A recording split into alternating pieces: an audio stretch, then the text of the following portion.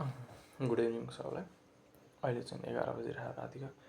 मेरो most video राति 11 बजी नै रेकर्ड भइरहेको कज डेको इन्डमा नै भिडियो गर्ने सोच हुन्छ। सो आज के छ तपाईँको लाइक भन्नलाई, किन भन्दाखेरि अब मैले दुई दिनपछि फेरि भिडियो हालिरहेको। सो किन कि त भरे भन्ने बनाउनुपर्छ। सो न्युज रिपोर्टर न्युज देखाएर मैले दिइरहेको, तर त्यस्तो हेर्न पनि के मलाई आफूलाई नै पछि हेर्ने कुरा लाग्यो। बस हेर्न मन छ नि हेरिदिए हुन्छ भन्ने कुरा। नथिङ स्क्रिप्टेड, बस जे त्यही सार र बोल्दैन टाइपको कस्तो भिडियो छ यो चाहिँ। सो हाम्रो अहिले चाहिँ राम्रो भइरहेको। सिम्पल कुरा पहिला नै 10K सेल्स एभ्री डे भन्नुहोस्, 10K प्लस के भन्नु लाइक 5 फिगरमा sales and every day 5 figure हुन पनि 10K भन्नुहोस् चाहिँ 10K प्लस सेल्स चाहिँ हाम्रो एभ्री डे भइरहेको। अनि अब चाहिँ पहिला हाम्रो के थियो भन्दाखेरि पोखरामा केही स्टक थियो, चितवनमा केही थियो, अनि काठमाडौँमा केही पनि थिएन। काठमाडौँबाट लाइक त्यो नै भएको थिएन। तर अब चाहिँ एउटा साथीले चाहिँ लाइक एउटा साथी भन्दा नि मैले चिनेको साथी एकजना, उसले चाहिँ लाइक 24 गतेसम्म चाहिँ त्यहीँबाट स्टक उसँग भयो भने उसले नै प्याकिङ गरेर त्यहीँबाट डिस्प्याच गरिदिन्छ भनेर भनिदिएपछि अब मैले यहाँको सामान सकेँ मोटामोटी। अनि पोखराको सामान अलिकति बढी थियो, पोखराबाट केही सामान पठाइदिन्छु। पोखरामा चाहिँ लिमिटेड राखिदिन्छु, मतलब लिमिटेड हुँदैन, ठिक्क चाहिने यदि वेस्टर्न नेपालबाट त्यतिर आउँदैन नरहेछ, मैले त्यो कुरा बुझेँ। अनि इस्टर्नबाट धेरै, अनि खासमा त त्यो हाम्रो किनभने इस्टर्नमा त्यो इटहरी झापा सबै इस्टर्नमा छ नि त। अनि सँगै काठमाडौँ पनि काठमाडौँबाटै धेरै आइरहेको हुन्छ। त्यो भइसकेपछि काठमाडौँ भइसक्यो अलिक धेरै कन्भिनियन्ट, अलिकति लाइक धेरै राम्रो हुन्छ है त्यो काठमाडौँबाट डिस्प्याच हुन थाल्छ।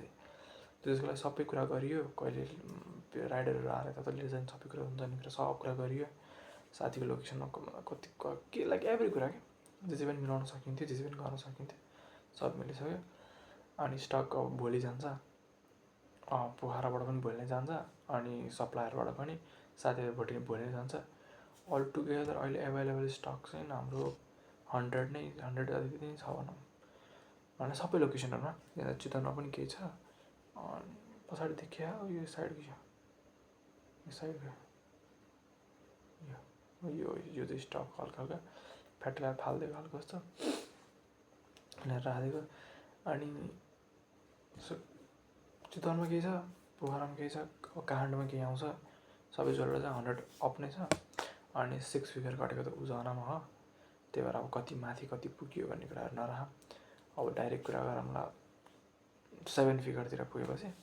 तर कुरो चाहिँ के हो भन्दाखेरि 1 महिना पनि भएन खासमा, किनभने मैले सुरु गरेको मार्च 2मा हो। आज हाम्रो मार्च 30मा हो, 28 डेज जति गयो। अनि लाइक हामी कस्तो नम्बरमा छौँ भन्दाखेरि यो चाहिँ एभरेज नर्मल जबले दिन्न कि यति चाहिँ एज नेपालमा बसेर कि नेपालमा बसेर कसैले पनि केही गर्छु यो जबबाट यताउता भन्छ भने चाहिँ त्योभन्दा लाइक इट्स वे लाइक धेरै माथि है यो कुरा चाहिँ। अनि 1 मन्थमै भयो, बट इट वाजन लक। धेरै कुराहरू पहिलादेखि सिक्दै आएको कुराहरू एप्लाई भएको। मैले खासमा पहिला ड्रप सिपिङ गर्न खोजेको थिएँ, त्यसको नलेज थियो, त्यो नलेज चाहिँ एप्लाई भएको। अनि खासमा हामीले त्यो पनि गरेर हाम्रो एउटा डिजिटल क्रिएटर खोज्ने पनि लाइक ट्राई गरेर हामी जस्तै कोही पार्ट टाइम छ भने चाहिँ उसलाई चाहिँ हायर गरेर चाहिँ ऊबाट चाहिँ कन्टेन्टहरू बनाउन खोज्ने, जस्तो त्यो पनि सुरु गर्ला। त्यसको लागि पनि मान्छेहरू त मैले यताबाट हेरिरहेको छु। त्यसको लागि चाहिँ मान्छेहरू अब जसरी पनि चाहियो। अब भन्नाले मान्छेहरू चाहियो भन्दा नि कोही त चाहियो। अब त्यति बेला भएपछि उसलाई दोकान लाउने प्याकेजिङहरू पोखराबाट र काठमाडौँबाट भइरहेको हुन्छ। अनि मैले अर्को हेरेर भइरहेको के हुन्छ भन्दाखेरि त्यही हो, हाम्रो एड्सहरू चल्न रोक्नु भएन। अनि मान्छेहरू कस्टमरहरूबाट पुगिसकेपछि कम्प्लेन्सहरू के छ चाहिँ त्यो हेर्नु पऱ्यो। अनि अब कति इरेस्पोन्सिबल कस्टमर्स हुन्छन् कोही, सो उनीहरूलाई पनि अलिकति डिल गर्नु पऱ्यो, फोन गरेर हुन्छ। जस्तो अब कसैलाई एक्सचेन्ज आइहाल्छ, त्यो त सबै कुरा पछि बट प्राइमेरी फोकस जुन बिजनेस भयो भने प्राइमेरी फोकस सेल्स हुनुपर्छ, त्यहाँपछि कस्टमर सेटिस्फ्याक्सन हो।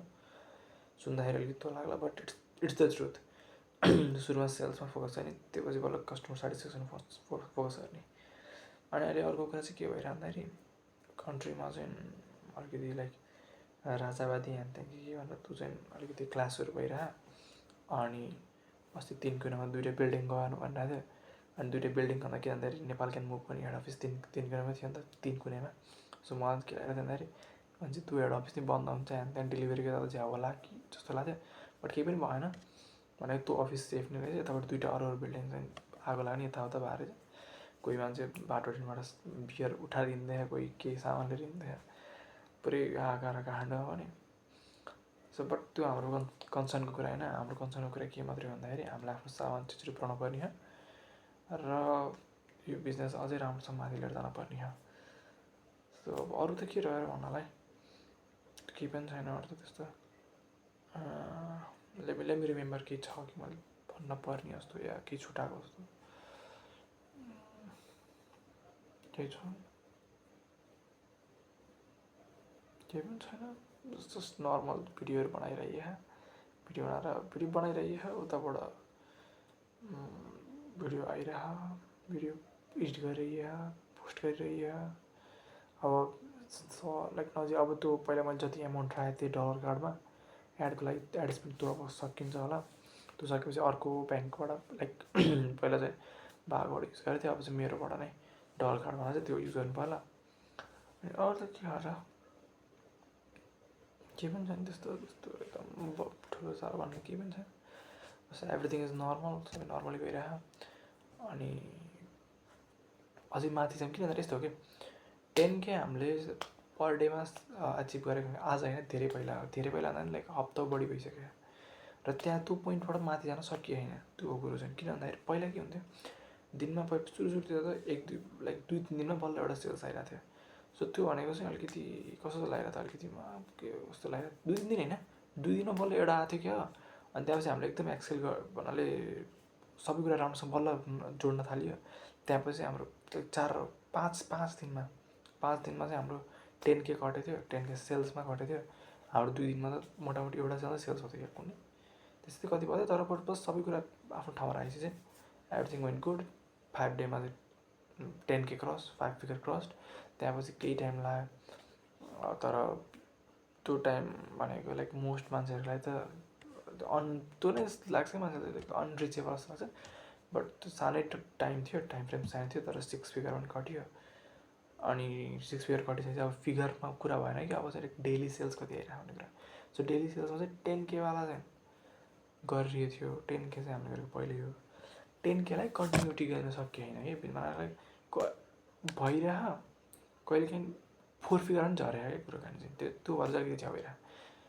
त्यही भएर 4 फिगरमा चाहिँ यो जुन कन्टिन्युटी दिन नसकेको भनेर कन्टिन्युटी दिन सकियो भनेर 10K अनि कहिले काहीँ लाइक 2-3 को हो हल्का 2-3 को चाहिँ माथि तल डाउन छ हल्का। तर पनि कस्तो भन्दाखेरि लाइक कन्सटेन्ट गरेर भएन कि लाइक अप्परमा जानु पऱ्यो क्या। 10K छ भने अब 12K, 13K, 15K, 20K पर डेमा पनि हुने तरिका जानु पऱ्यो। सो मलाई जहाँसम्म लाग्छ केही कुरा चेन्ज नभएर होला, किनभने एभ्रिथिङ मैले नै गर्न ट्राई गरेर हो नि त। मोस्ट अफ द कुराहरू म आफैले नै ह्यान्डल गर्छु अनि सोच्दै हिँडेको। सो यो माइन्डसेटले गर्दा चाहिँ 10K पर डेमा मात्रै अड्क्याउन सक्छौँ। सो अब चाहिँ अलिकति त्यही अब स्टाफ हाल्ने जस्तो कुराहरू बस मेन्टालिटी बनाइरहे। त्यो बनाइसकेपछि चाहिँ अब मलाई जहाँसम्म लाग्छ अलिकति अहिलेसम्म जे गरिरहेको थियो त्योबाट अलिकति नयाँ कुरा गर्न थालेपछि चाहिँ बल्ल माथि गइन्छ कि हेरौँ के हुन्छ थाहा छैन। बट भन्ने कुरा के मात्रै भन्दाखेरि 1 मन्थ अब मोटामोटी आज 31 को हो यो मन्थ 31 अनि 1 to 3 दिन 3 दिनमा चाहिँ 1 मन्थ कम्प्लिट हुन्छ। अनि यो नम्बर यति धेरै आयो कि लाइक त्यो एचिभेबल छैन क्या मोस्ट पिपलको लागि। भन्दाखेरि छँदै छैन मोस्ट पिपलको लागि एचिभेबल। मैले आफूले एरोगेन्ट भएर फ्लेक्स गरेँ होइन, बट इट्स द रियालिटी। म भर्खर 12 पास गरेर बसेँ स्टुडेन्ट हो खासमा। चितवन सेकेन्ड अनि नर्मल स्टुडेन्ट। अनि यो नम्बरमा पुग्नु भनेको क्वाइट सरप्राइजिङ।